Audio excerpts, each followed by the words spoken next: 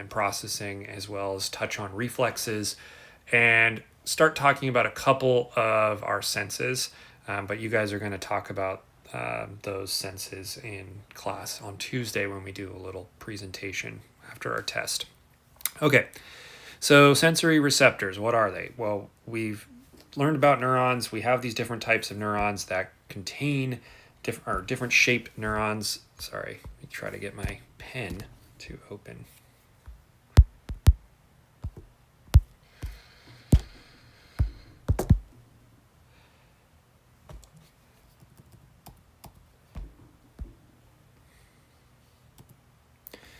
Okay, I wanted to give you guys a brief little add-on to our lecture from Tuesday, just some of the things that we didn't quite get to, and go over those topics. We're going to cover some of the senses and sensory processing, as well as some of the motor processing or motor pathways, and we'll talk a little bit about reflexes, and then I'm going to give you guys a study guide at the end of this for your midterm, so make sure you watch to the end.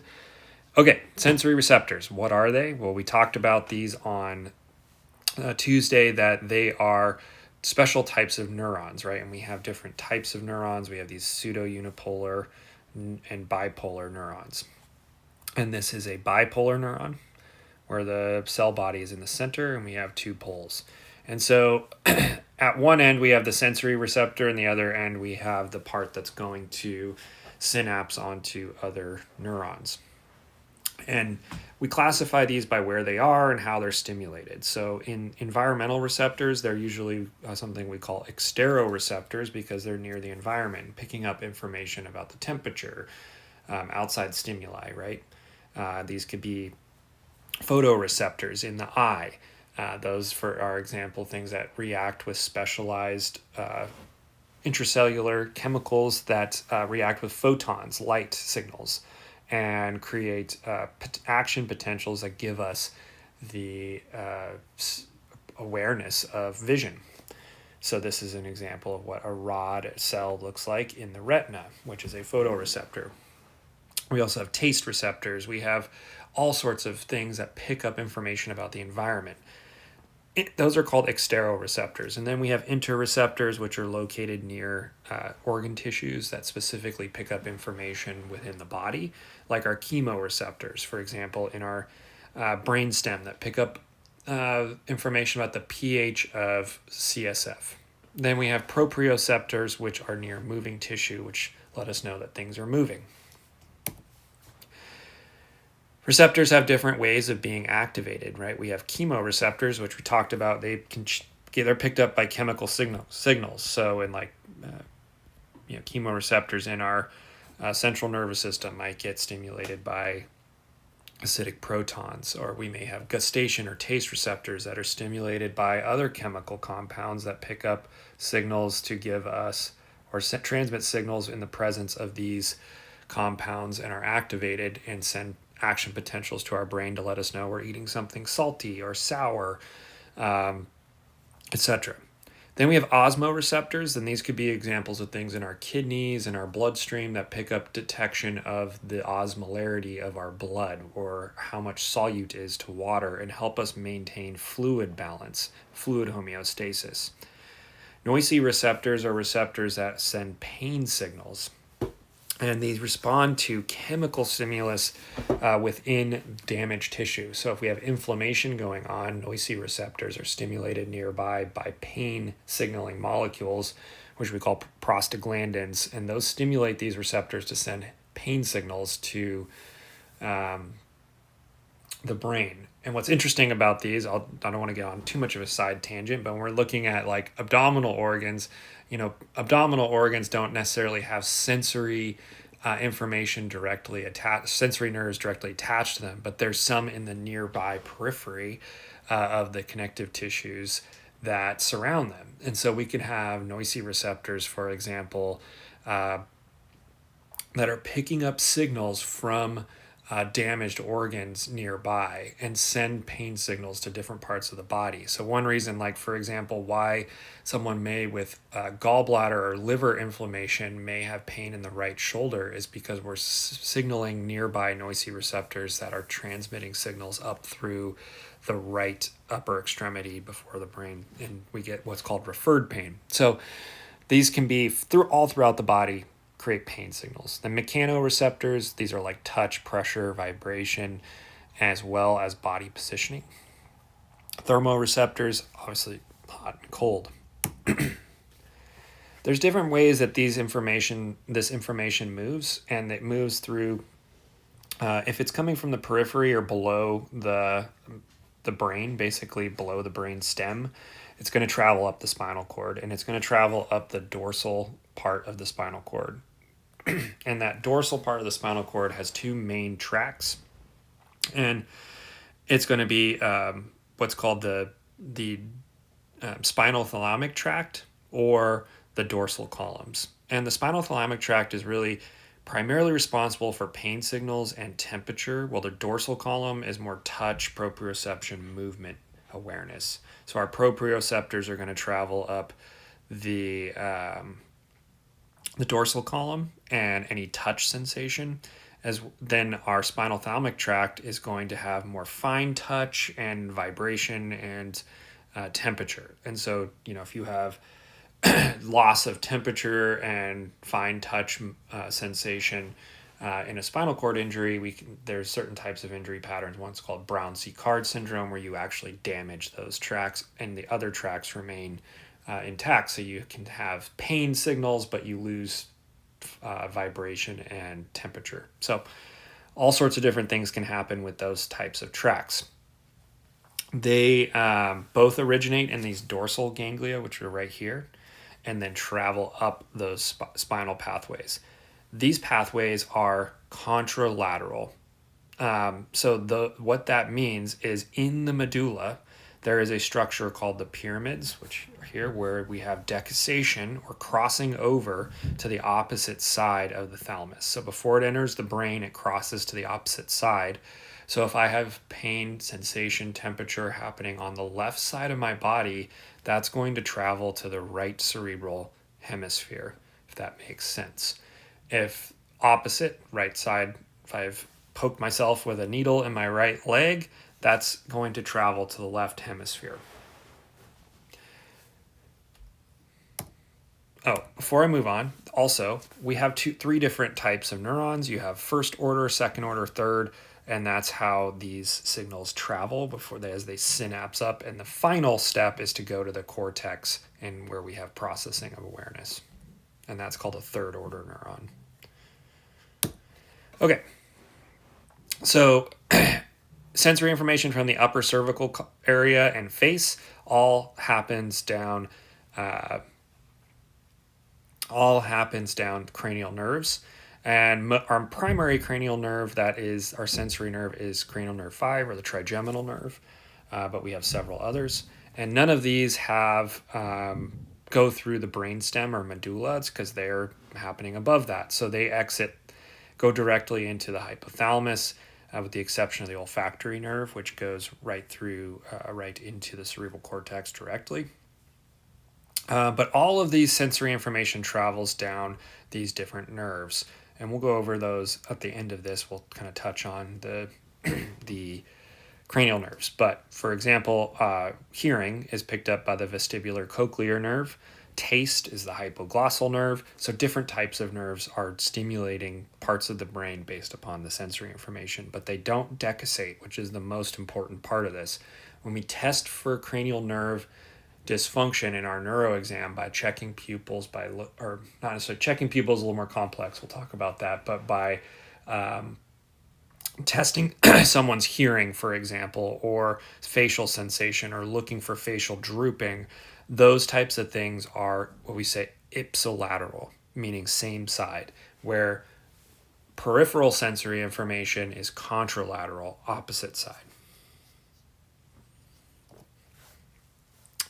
As that gets to the cortex, finally, we get that awareness. We've talked about this already, but we have the precentral sulcus, or the central sulcus, and the postcentral area is sensory, and the pre is going to be motor.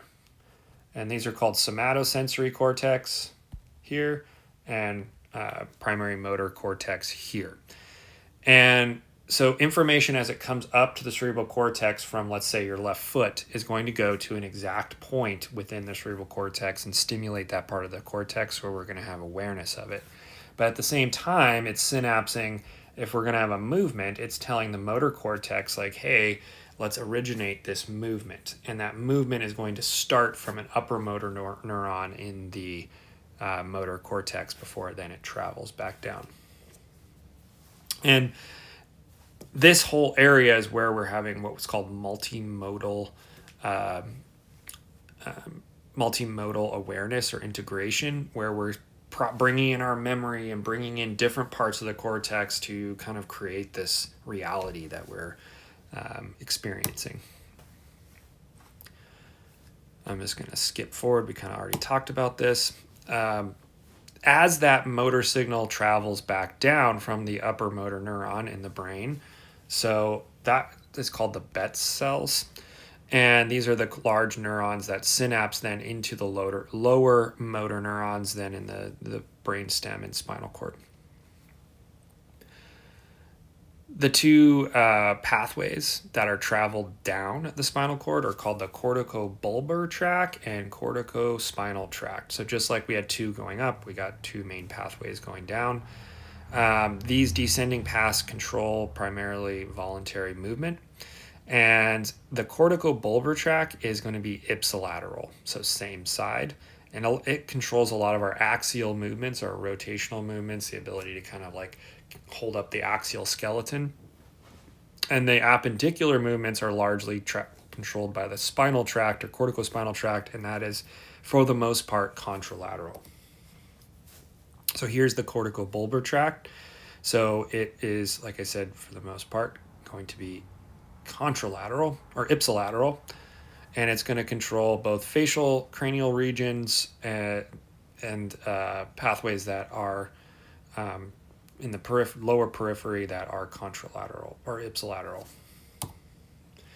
The corticospinal tract is going to travel through the pyramids in the medulla, so it decussates, it crosses over for the majority of its nerve fibers, with the exception of one little pathway called the anterior spinal tract that travels down the ipsilateral side. But the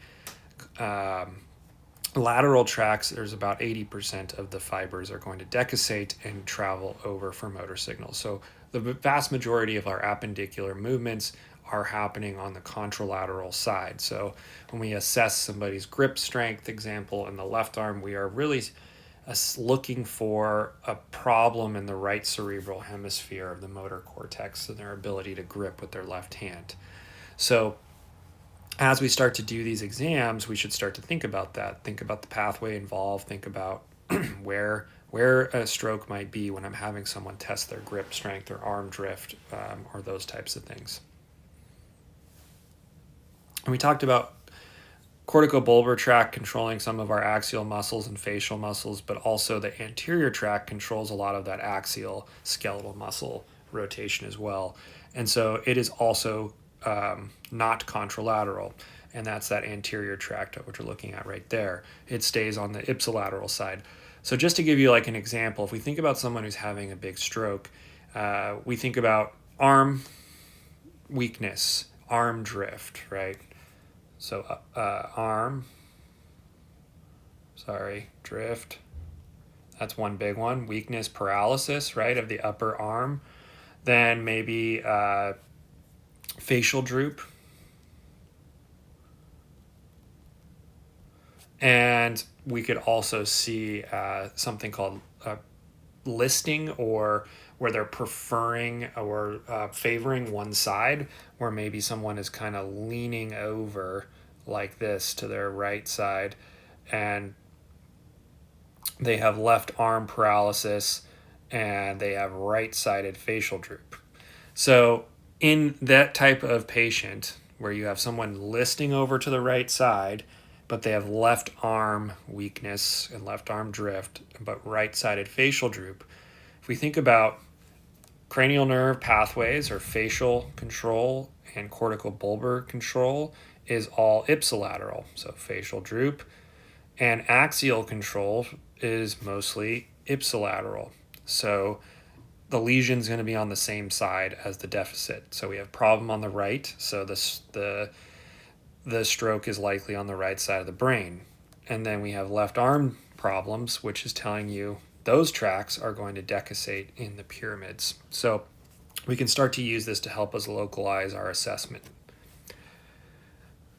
We talked about cranial nerves already, that they are ipsilateral, and some of the cranial nerves control only sensory information, and some of them control only motor, and some do both.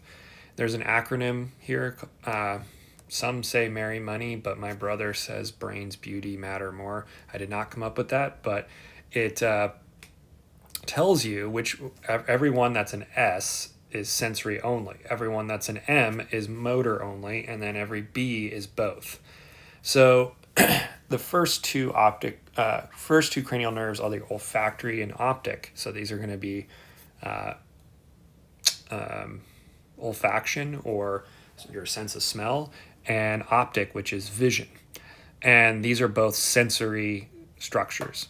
A lot of people get confused and think the optic nerve controls the eye. Well, it doesn't. It doesn't have motor function, does not control pupillary dilation or constriction. It does not control eye movement. What it does is give light signals for visual perception, so sensory nerve. Then when we talk about the cranial nerves 3 and 4, we have the ocular motor and trochlear nerve, and these are going to be both primarily motor nerves or only motor nerves.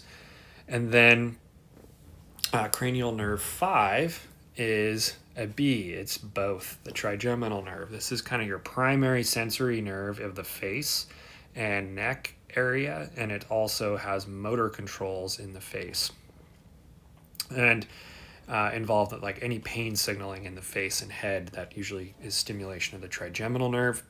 Then when we get to the next, we have abducens, cranial nerve 6. This controls vertical eye movement, as well as some eye movement in conjunction with the ocular motor nerve. Pupillary constriction is going to be ocular motor nerve, which we're going to go over here in a little bit. Then we have vestibular cochlear nerve. This is going to be the inner ear structures, so head movement and rotation and acceleration, as well as hearing.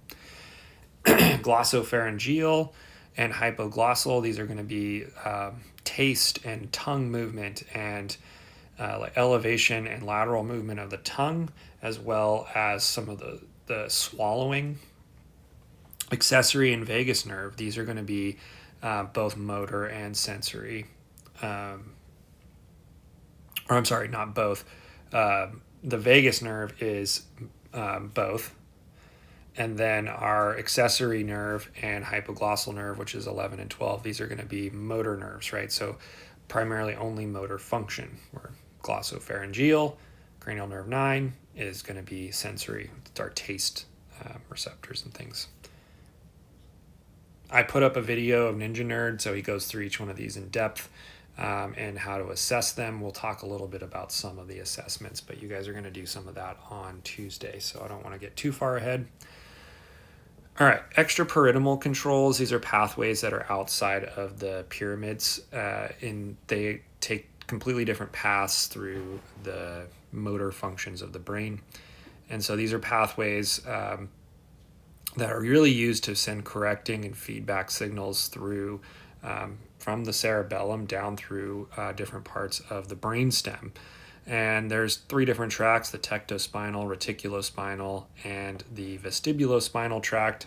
And these help with posture, and as well as balance and coordination, and as well as locomotion. So these are different tracts that help with their much faster signals, so we can send signals without bypassing a lot of the functions of the brain, our brainstem, and like basal nuclei and whatnot, to create movements that are corrective. And we talked a little bit about some of these pathways already, but the ability to balance, like this person doing a squat, involves a lot of these extrapyramidal functions. And we may have heard the term extrapyramidal symptoms, which are where we have stimulation only of these. We get symptoms that cause like tetany, muscle tetany, rigidity, and we can refer those to, we call those extrapyramidal symptoms, oftentimes caused by sodium channel blocking medications like Haldol that cause tardive dyskinesia or movement dysfunction and can cause emergent symptoms of like torsion of the neck and things like that. Reflexes are a term that we use to talk about a sensory motor pathway that bypasses the cerebral cortex. So when I have a sensory information that turns into a motor signal without going to the cortex, we call that a reflex. And certain types of reflexes happen very locally. We call those short reflexes, and then others are long reflexes because they do go into the central nervous system before they travel back down the motor pathway, but they happen without conscious awareness. And they, like I said, do not make it to the cortex. So the way that a reflex works really simply is I have an afferent signal from some stimulation. Could be someone tapping on a patellar tendon, where you're picking up that sensory information, but that synapses directly onto a motor neuron and creates a motor response that we're not initiating. So like when you go to the doctor and we test patellar tendon reflex, you're tapping on that lateral side of your knee, and that causes a jerking motion in your lower leg. And you're not doing that, right? It's happening automatically. And so what happens is that sensory information directly synapses onto a motor neuron without going up the spinal column or going up to the cortex. And then we get a motor signal that travels directly back down. And that happens down to the somatic fiber. It is involuntary, but it is happening in a somatic fiber. So this is creating a reflex. And we can use reflexes to test certain things in neurological assessments. So we use reflexes to test for hyperexcitable nerves. So if someone has what's called hyperreflexia, where there's like a really exaggerated reflex, that could indicate things like really low calcium because it's creating a hyper excitable neuron. Where also we could have low reflexes, like when we're giving magnesium to somebody and they have loss of reflexes, that could be a sign of magnesium toxicity, which causes hyporeflexia. So we can use reflexes to look for things like that. We can also use reflexes like by shining light into somebody's eye. That is what we call the light accommodation reflex. That pupillary response is a combination of sensory information going to involuntary pathways, which is a reflex, and we test that when we're doing a neuroassessment. The other thing we might test is the vestibular ocular motor reflex, where we turn somebody's head to one side and we look to see if their eye moves appropriately to maintain their visual field. So that gets into some of our sensory information. So when we look at how some things like visual fields are processed in the brain, it is flipped, which is interesting. So we have what's called the nasal retina and the temporal retina of both eyes. And the retina is where the rods and cones, it's the back part of the eye. And it contains the specialized photoreceptors that bring in light signals or respond to light signals. And those are called your rods and cones. And each rods and cones have different chemicals in them that respond to photons and create action potentials and send those down the optic nerve. And so if I am stimulating the temporal side of the left eye and nasal side of the right eye, I am going to be within this green field. And that green field is going to be picked up here by the left parts of the eye. And we can follow those pathways down. And there's this structure called the optic chiasma, which sits right here. And that allows for, so temporal of the left is going to be ipsilateral. Nasal of the left is contralateral, and it goes to the left cerebral cortex. Opposite, nasal of the right, contralateral, temporal of the right, ipsilateral. And those go down the optic chiasma and cross over to both sides of the brain. And then lots of information is transmitted from these structures before we have visual processing. So we're going to transmit signals from this. This is called the lateral geniculate nucleus, which has a lot of different little neurons in it that are going to send these signals to different parts of the brain to perform different functions. So one is going to be the Edinger-Westphal nucleus, which isn't listed here, which is going to control pupillary muscles. And we're also going to have these signals sent to the occipital lobe where visual processing happens. Then we're going to also have synapses onto our pineal gland, which is going to stimulate creation of melatonin or not. So all sorts of different structures that get signals from the optic nerve. But these visual field processes are happening in the contralateral and ipsilateral parts of the occipital lobe back here. So if I have a posterior stroke in the occipital lobe of my right eye, I'm going to potentially, or right lobe, right hemisphere of the occipital lobe, you could predict where I may have visual disturbances. Another thing that might affect visual fields is like compression of the optic chiasma by a tumor or ICP, or pressure on the optic nerves. And these can inhibit signals and create visual disturbances. Another unique part of the eye is something called the vestibular ocular reflex. And so this is the vestibule and vestibule, which is the structure that contains the saccule, the utricle, and the semicircular canals of our inner ear. And these all have specialized structures, hair-like projections that move in a fluid that moves in and out of these canals and causes these hairs to move in different directions. And those send action potentials then down our from our vestibulocochlear nerve to give us awareness of movement or acceleration or rotation. But it also sends signals down the muscles, the cranial nerves that control the muscles of the eye. So we have the lateral and medial rectus of each eye, and these control lateral rotation of the eye. And so our abducens and ocular motor nerve is going to control these two muscles. And if I'm rotating my head counterclockwise, like this image is saying, what it's going to do is this the right ear is going to have a signal that's going to stimulate the ocular motor nerve. And this ocular motor nerve is going to have a activation of the lateral medial rectus muscles of the left and right eye that's going to pull on the eye and pull it to the right.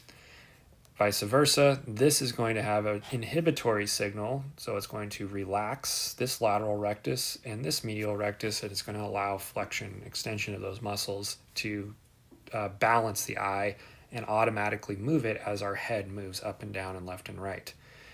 So this helps with visual focus, and it's part of equilibrium. It's very important. If our eyes did not move like this, we would be our visual field would be constantly moving as our head's moving. So we're always maintaining that when we're moving. So before I move on to this last thing, one way we test this is if I, let's say, rotate somebody's head, we want this eye to move very smoothly. But if you rotate the head and there's a delay in those eyes moving, or there is what was called an nystagmus, where the eyes have beating in a certain direction after you've rotated the head rapidly, this could indicate certain issues within the brain. And we often use it to determine between like vertigo that is really problematic, where you may be having a stroke, and vertigo that's benign.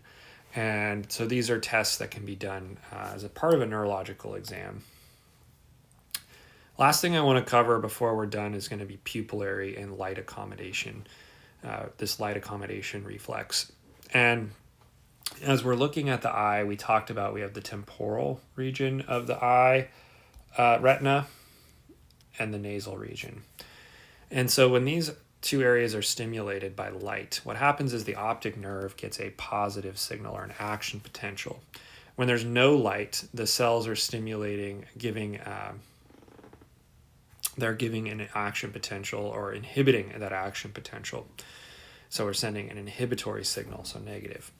And when we have light, what happens is this light signal travels down, or this action potential travels down, depending on which visual field is stimulated, through the optic chiasma, crosses over and goes to this nuclei here, the lateral geniculate nuclei. And that's going to send signals again to the occipital lobe of the brain, pineal gland, other parts of the brain, but also to this lateral pretectal nuclei. And in this structure, there's lots of little fibers that cross over to these other nuclei called the Edinger-Westphal nucleus. And what happens is if I send a positive signal down, goes to this pretectal nuclei, and let's say I'm only stimulating this one, it's still going to cross over and stimulate both eyes because they cross in this structure of the brain. And that's why if I shine a light into one eye, both pupils should change. And what we're looking for, remember when we talk about pupillary assessment, is that the pupils are equal, right? Round, reacts to light, or pearl. And what we mean by equal is we want them to be the same size and we want them to move together. Because if I have a damage to this structure in the brain, or I have damage to this optic nerve, or a tumor pushing on the optic chiasma, or something like that, it's going to create maybe a deficit in the way that these pupils change, or unequal pupils. So equal. Round has to do with pupils that aren't round, that could indicate damage to the actual eye itself or pupil. But reacts to light is also very important because we're also testing all of these nerve pathways when we shine light into the eye. And so the two things that are going to happen is we have two muscles. We have the pupillary constrictor and pupillary dilator muscles. And if I'm sending a positive signal, so I have light coming in, what should happen to the pupil? We want it to go from bigger to smaller, right? We want it to constrict. So when I have pupil, we want this pupillary light reflex. When I shine light in the eye, I want constriction. So how does that happen? Well, the Edinger-Westphal nucleus is parasympathetic. So you think about, is constriction parasympathetic or sympathetic? Well, you can remember this when you give somebody a sympathomimetic drug like cocaine or methamphetamine, or you give them epinephrine, that's going to cause pupillary dilation. So remember, sympathetic is dilation, parasympathetic, constricted pupils. So what happens? So if I shine light in the eye, this signal goes to the Edinger-Westphal nucleus and stimulates a positive action in the Edinger-Westphal nucleus, which is going to send parasympathetic signal to the pupillary constrictor muscle, which is stimulated as a parasympathetic control. Then pupillary dilation is caused by the opposite. So I take the light away, the pupil should go from a smaller to a bigger size, right? And what happens in that is if I change the light stimulus in this eye retina, I'm going to start sending inhibitory signals down. And these inhibitory signals are going to go in the lateral geniculate nucleus is going to inhibit the Edinger-Westphal nuclei, which is parasympathetic. So now the sympathetic fibers that aren't really shown here are going to be also traveling up from the cervical spine, and they're going to act on adrenergic receptors in the pupillary dilator muscle, which is going to cause those to contract, and we're going to get dilation. The other thing that's happening is the lens, which is right here, just behind the pupil, where light is coming in, is also going to get changed in shape. So as the pupillary muscle, as the pupillary dilator contracts, we're going to get a flatten out the lens. And so the light is going to become broader across we're going to try to get as much light into the retina as possible, which when we constrict, we can focus that light more on a smaller area of the retina. So it's changes both the lens shape as well as the pupillary shape at the same time. All of that said, when we shine light into somebody's eye or we see an unequal pupil, we should be thinking about what can cause that. And so what can cause that is compression of the optic nerve. So light signals are not making it down. And that can come from tumors, damage to the optic nerve, or increased ICP. The other thing that could cause unequal pupils is a compression of the optic chiasma or damage to the optic chiasma. So that can come from a tumor primarily or large stroke. The other things that may affect the pupillary size is damage in this part of the midbrain structures of the thalamus and hypothalamus that could be affecting the pretectal nuclei or lateral or Edinger-Westphal nucleus. So lots of different things can cause changes in pupils, lots of different pathologies.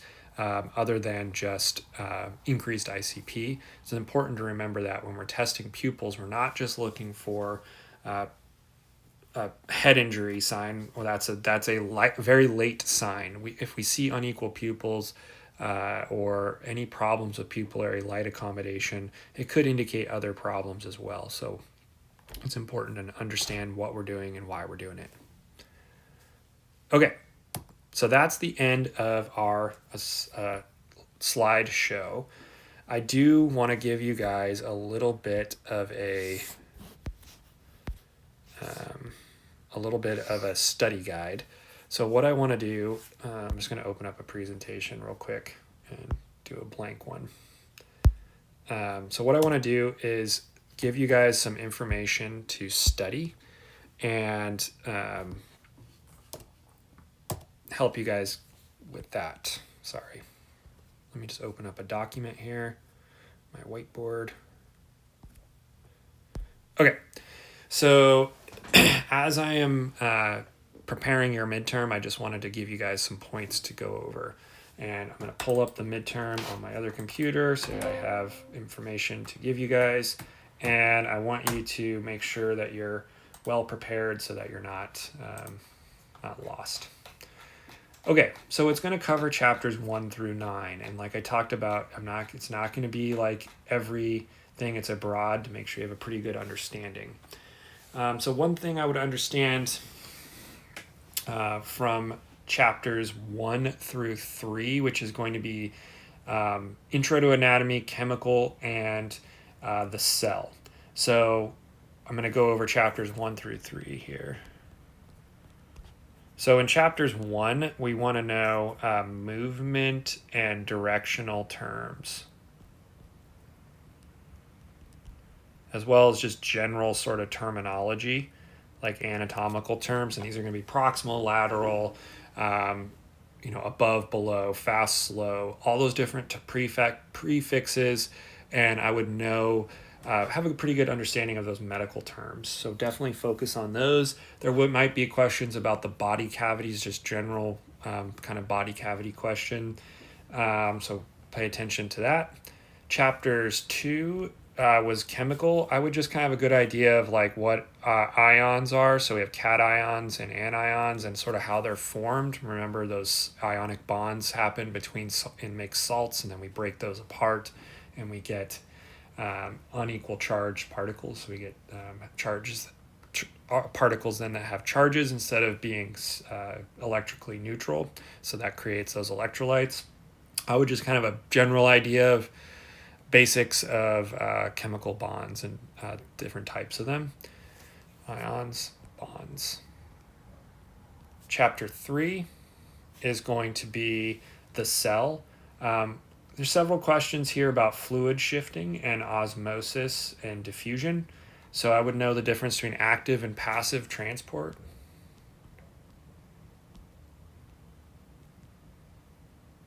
Sorry, my pen is really horrible. Active and passive transport. I would have a good idea of fluid osmosis and diffusion. So, for example, if a patient is hyperglycemic, what kind of fluid shift would happen? And that's going to be remember out of the cellular environment into the vasculature to try to dilute the solute, and that's what osmosis is the movement of fluid towards a solute. And so when we have hypertonic uh, fluid in the vasculature, that's going to pull fluid from the cells. And the opposite is true, is when we have hypotonic fluid in the vasculature, that's going to push fluid out in towards the cells to create a solute fluid balance. So just remember that. And I would remember some examples of different examples of fluid shifting: hypertonic, isotonic, and hypotonic. So I'll put osmosis. Okay. In chapters 4, we went over tissues, so I would just have a good idea of the general basics of each tissue type.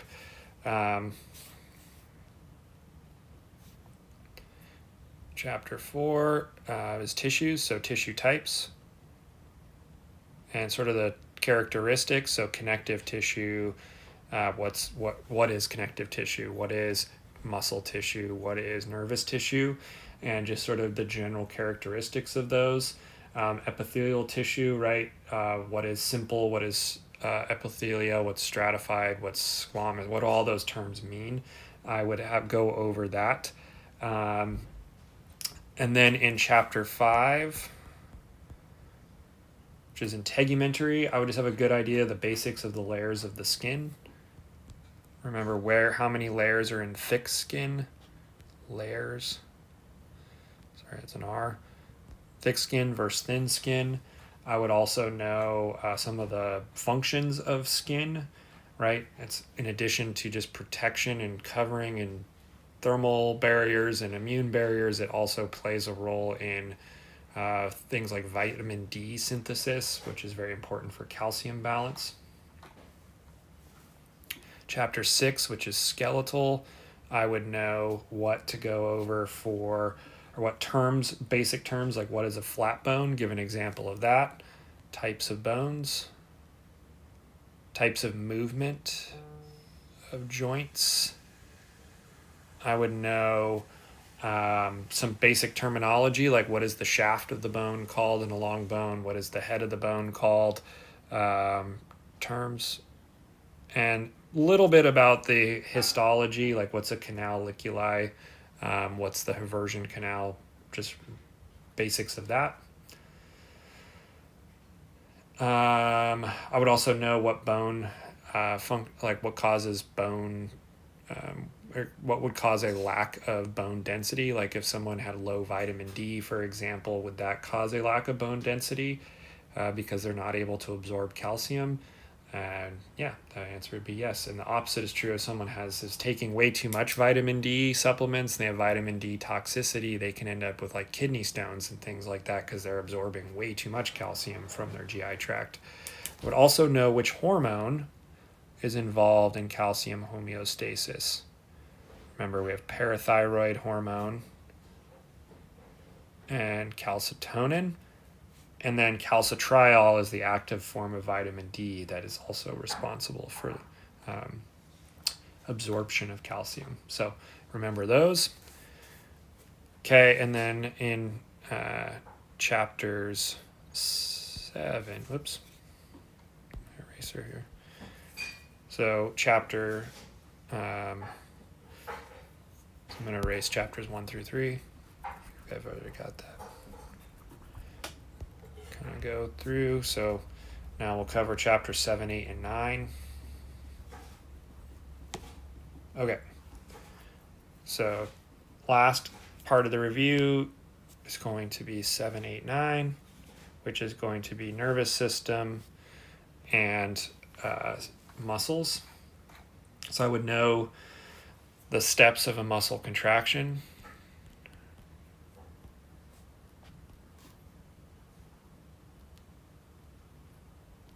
And what I mean by that is, does the patient, or does from excitation, release of action potential to the neuromuscular junction, and then the release of calcium, and what does calcium do specifically? Remember, it displaces that troponin, so the active sites are exposed so that we can make the myosin binding. I would know kind of the basic differences between skeletal muscle, smooth, and cardiac from like a functional standpoint. Like cardiac has automaticity, smooth is under involuntary control. And I would know some of the things that when we talk about neurotransmitters. So remember, acetylcholine is our primary neurotransmitter for muscle contraction. And then in smooth muscle, we have some differences like nitric oxide and other things can stimulate smooth muscle. And I would know that then the neuromuscular junction, right, we have acetylcholine as the primary neurotransmitter, and it's that nicotinic receptor. So know about the NMJ, neuromuscular junction. And remember which enzyme breaks down acetylcholine as the muscle relaxes. It's acetylcholine esterase. So I would just remember that.